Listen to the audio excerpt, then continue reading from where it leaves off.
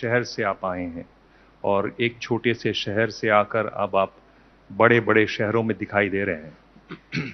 कितना मुश्किल या कितना आसान होता है एक छोटे से शहर से और एक ऐसा काम जो शायद आप एक्टिंग करते तो बात दूसरी थी, भई एक्टर बन गया या क्रिकेटर बन जाते तो भी बात दूसरी थी। वो भी एक ऐसे फ़ील्ड में जिसके बारे में बहुत ज़्यादा बात नहीं होती, सुनाई नहीं देते जो। तो ये कैसा आप कैसे देखते हैं आप इसको इस सर यात्रा को? पहले तो ये कि लखनऊ वाले गुस्से हो जाते हैं हर बार जब मैं बोलता हूँ लखनऊ छोटा शहर है, तो गुस्से मत होना लखनऊ वालों, है लखनऊ छोटा शहर नहीं है। बट रिलेटिवली कंपैरेटिवली अगर दिल्ली मुंबई से कंपेयर करें तो मुझे लगता है एडवांटेज है।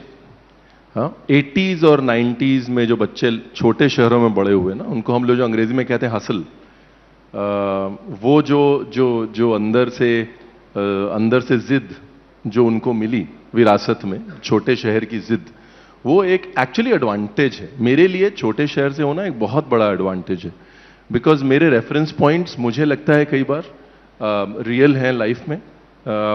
मुझे ये लगता है कि जो मेरे अंदर जिद है ना हारने की, खुद को प्रूव करने की, वो डीप सीटेड है, सुपरफिशियल नहीं।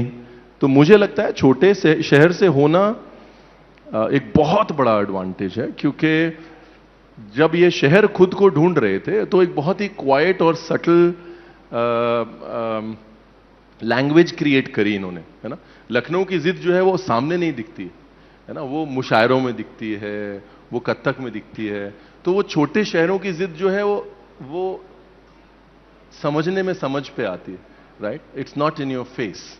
और वो जो है एक बहुत पावरफुल टूल है। तो मैं अपने आप को बहुत बहुत खुश नसीब मानता हूं कि मैं छोटे शहर में बड़ा हुआ और वो जिद आगे लेके जा रहा हूं। And I think a lot of people who grown up in small towns will relate to this.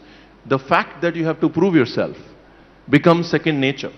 You don't even ask that question. You just get used to proving yourself and moving on.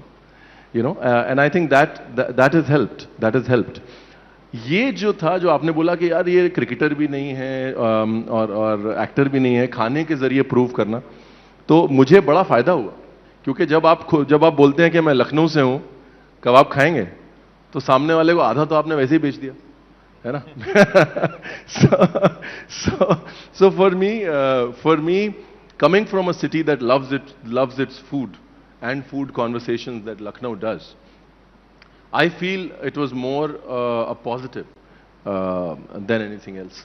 Again, I think India in the 90s और early 90s का जो India था वो बहुत मैं हमेशा ही कहता हूं कि वो आपकी जिंदगी डैड और उनके 4 दोस्त बैठ के डिसाइड करते थे, है ना। इनका बेटा आईएएस बन गया, उनका बेटा इंजीनियर बन गया, उनका बेटा डॉक्टर बन गया, तो ऐसे आपका करियर ऐसे डिसाइड होता था डैड और 4 दोस्तों के बीच में। सो आई थिंक वो ग्रेजुअली जब मैंने देखा कि यार सब जगह यही हो रहा है कि यहाँ ऑप्शन ही नहीं है, या तो डॉक्टर बन जाओ या इंजीनियर बन जाओ, या ये इनका बेटा इसमें हो गया, इनका बेटा इसमें हो गया, उसने वो एंट्रेंस दिया, इसने ये किया है, तो हमें लगा कि ये नहीं करना है, यू नो। एक may be it was youthful rebellion कह लीजिए। तो जो डिसाइडिंग फैक्टर था वो उसका इससे कोई कनेक्शन नहीं था। वो ये था कि ये नहीं करना यार, ये सब डॉक्टर इंजीनियर, पापा और उनके 4 दोस्त जो मिलके पंचायत लगा लेते हैं और बोलते हैं ये करो ये करो, ये वाला एग्जाम दो, ये दो, हमने कहा ये नहीं करना है।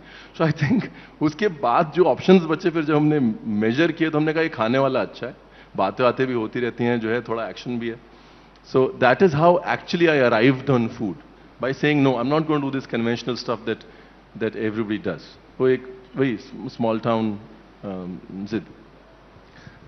एक बड़ी मुश्किल जो होती है स्मॉल टाउन में कि स्मॉल टाउन के जो माँ बाप होते हैं वो इस तरह की चीज़ों पर बिल्कुल चौंक जाते हैं, बिल्कुल मतलब उनको समझ में ही नहीं आती कि ये क्या, इसको हो क्या गया है ये।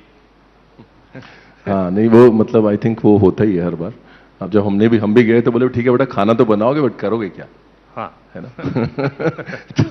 तो वो आई थिंक सबके साथ होता है।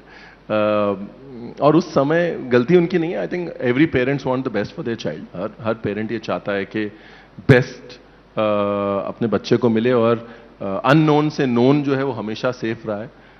खासतौर मिडिल क्लास नौकरी पेशा फैमिलीज में the known way is the safe way. You know. तो हर मिडिल क्लास नौकरी पेशा फैमिली की तरह हमें भी यही बोला कि भैया खाना वाना बनाते रहो, करो क्या ये बता दो, बट बावर्ची तो नहीं बन सकते तुम, ये जिंदगी तो नहीं बिता सकते ऐसे। तो इट फेस्ड, आई थिंक वो चीज़ हुई, बट इवेंचुअली वही है कि आप, योर पेरेंट्स, हमने कहा कि नहीं हम करके दिखाएंगे, तो you know, and then I said चलिए कबाब वाले हम इनके साथ काम करेंगे, अब आप देख लीजिए, आपको लग रहा है कि इन्फैचुएशन है, तो हमने 8-9 महीने एक कबाब वाले के साथ रहे, उनके साथ ही काम किया। तो जब उन्होंने ये रियलाइज किया कि नहीं ये लड़का सीरियस है, अगर इतना कुछ कर रहा है तो आगे भी कर ही लेगा, दे गिव अप।